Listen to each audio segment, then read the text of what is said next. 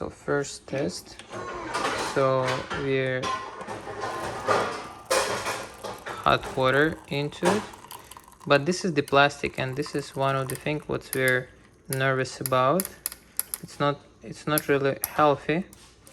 So we fill up full cup with hot water, and let's see.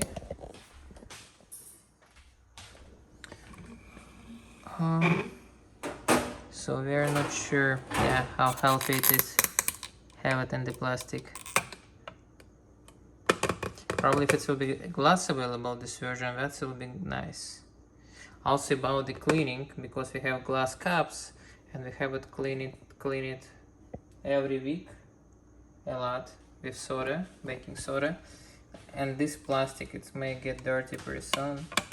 And even it's plastic, hot and plastic, that makes sense, it's not healthy. But we have to see what plastic they're using, but even if it's some FDA approved or something, it's still not healthy. We like the idea how it works, but I think after this test we are going to return it.